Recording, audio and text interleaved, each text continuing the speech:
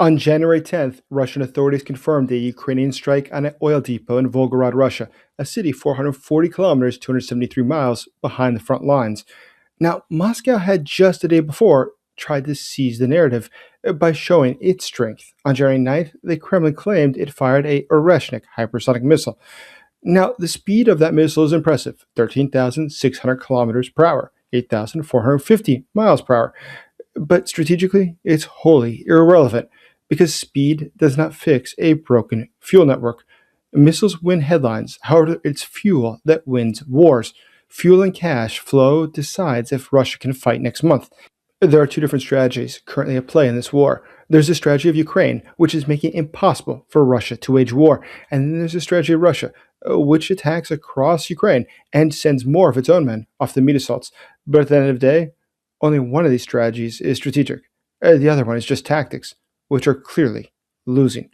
My name is Dr. Jason Smart. I'm a special correspondent for the Kyiv Post and a national security advisor. In today's intelligence briefing, we're going to go through exactly what is going on and how it is changing, not just this war, but what we see going on globally. If you'd like to get more updates that are more than the headlines about what's really going on, the real analysis, then please subscribe to this channel today. Thank you. So first and foremost, we have to understand that depot fires force rerouting, which causes delays and shortages.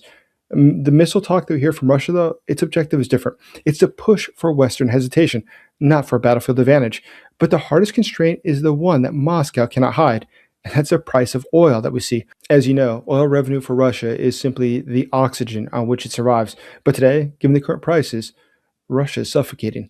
On January 8th, Urals crude traded for about $50.88 per barrel. Now, Russia's 2025 budget assumed a price of nearly $70 per barrel. That creates a gap of almost $19 on every barrel sold. That gap represents a 27% drop below the budget assumption. The state is collecting a quarter less revenue than it had initially planned. And now, there's something else here that's very important. We can note the strain in Russia by looking at their budget revisions, which are public. So take a look at this. Before even having the drones finish their job, we see that the original 2025 plan expected $136 billion in oil and gas taxes. That's downgraded from the forecast that had already been slashed to about $107 billion, meaning that there's $29 billion cut from the war budget.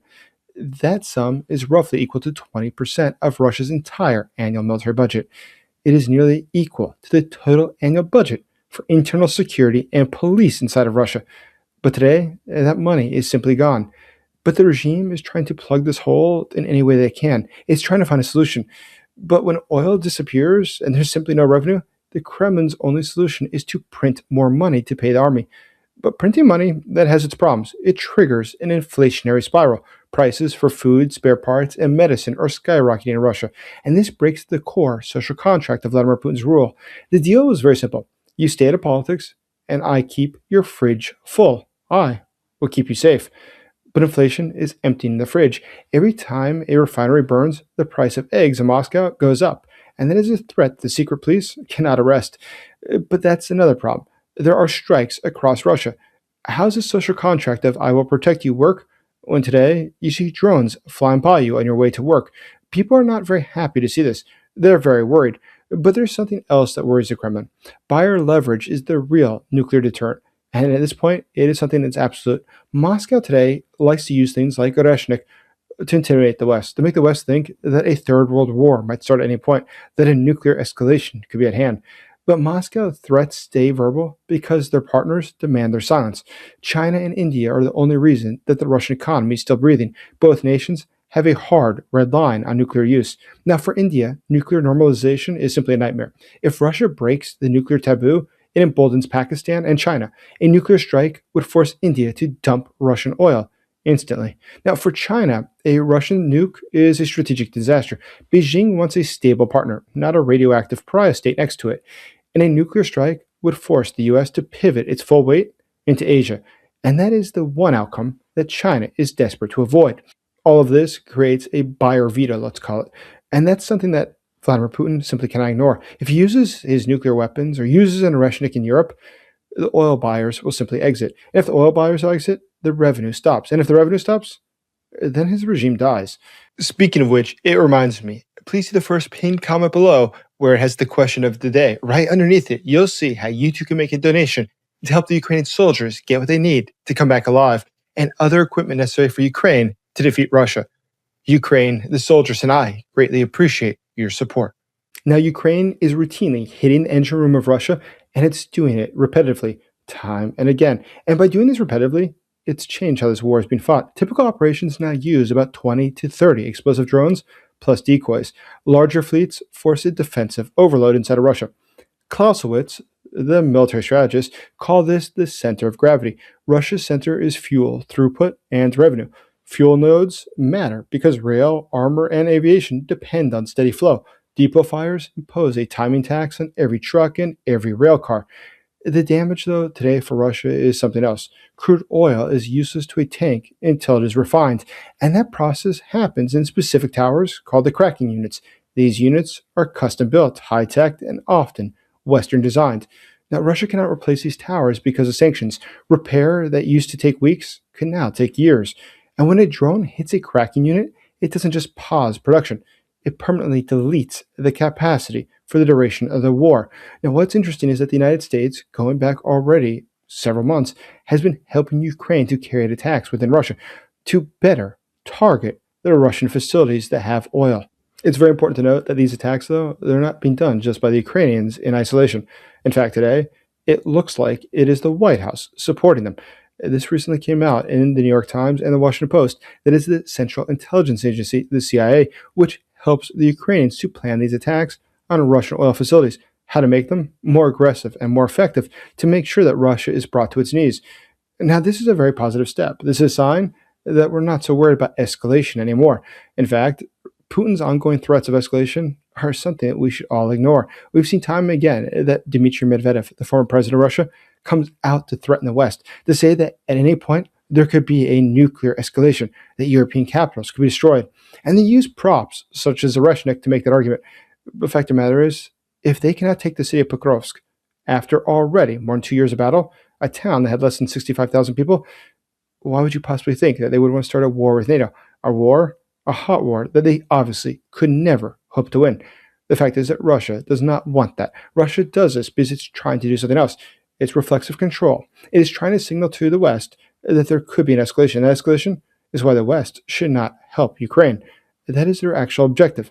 It is not about having sort of a military gain on the battlefield. That's something that's already too far away for them. But the ongoing attacks that Ukraine is carrying out, they are changing the war. Look at the attacks that we saw at the Timurok port. That port's over 2,000 square meters or 21,500 square feet. The repeated attacks by Ukraine are making it harder and harder for Russia to not only repair, but to continue operating as a country. New strikes forced rework and relocation, and the Soviet war in Afghanistan turned into a convoy war because the rear became the battlefield. Volgograd confirms the pattern is now moving deeper, and it's certainly not fading. But there's something else that's very important. Oreshnik was all about signaling, but signaling, it does not help Russia to win this war. It can only hope to slow down Ukraine's advance. Let's consider the fact that today we see that there is an effort by Russia to give these Oreshniks to Belarus. What's the real purpose of that? What is their objective? Once again, it is just to create tension in the West, to distract from the fact that today Ukraine's strategy of attacking within Russia is working successfully. The only hope that the Kremlin has is to convince people in the West that Russia will win or that Russia will become more aggressive. But the reality is today that Russia cannot win this war. Today, Vladimir Putin is looking at a world where he has very few good options. He sees that his tankers, a part of the shadow network around the world, are being captured. He sees that the price for oil is dropping. He sees that his allies in Tehran and in Caracas are falling. And then he looks domestically. He sees that the elites are at war with each other. He sees that the intelligence service is destroying the military. And at no point are things going well for Russia. For Russia, things will not get better. In fact, the Kremlin today is facing a fatal trilemma. They have 3 priorities, but only enough money for 2. There's priority 1, which is the war, the guns. There's priority 2, which is the regime's guards. But there's priority 3, the economy. And they must choose who gets paid and who gets stiffed. And if the war is starved, the front is lost. If the police are starved, the streets are lost. And if the economy is starved, the machine stops running. An internal war for the remaining rubles has already started inside of Russia. And history proves that unpaid bills can kill regimes faster than battles. In fact, Germany in 1918 is the perfect warning. Their army was still fighting on foreign soil, but the home front collapsed because the state ran out of resources. The government couldn't feed the workers or pay the police. Loyalty evaporated the moment that the checks bounced. But that's why we should be looking for different cracks. We should be seeing in their system how it's all coming undone. We can look at the indicators such as the factories that are being closed now indefinitely, or look for the fact that the soldiers' families are increasingly complaining that they're not getting their benefits. Look at the fact that, yes, intimidation by the police is very cheap. However, this cannot go on forever, especially when you cannot afford to pay the police. The war could very well end, though, due to the fact that physics will eventually take over politics. It's not going to be forever that Russia could continue starving on fuel. The front line is grinding to a halt because the tanks are running dry. And without diesel, a superpower becomes a statue. Today, Vladimir Putin is facing very few good choices. On one front, he has to pay for the war, because if he doesn't, the front will break. On another front, he must pay for domestic security, because if he doesn't, his regime could be toppled. But then there's a third front, the national economy.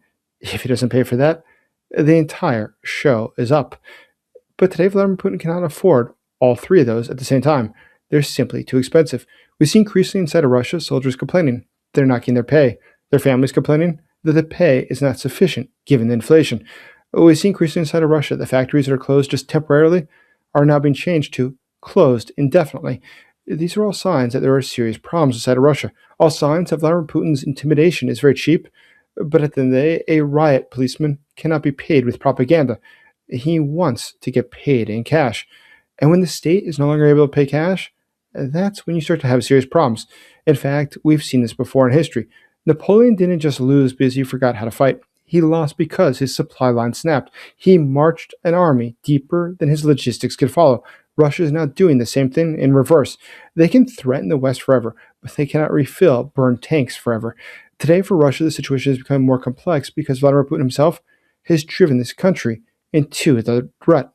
Russia has no ability to get out of this. Today, the situation will only get worse as its allies globally begin to disappear. So in the coming weeks, make sure you check out what's happening inside of Russia, because when you see what's happening inside North Korea, it gets no better.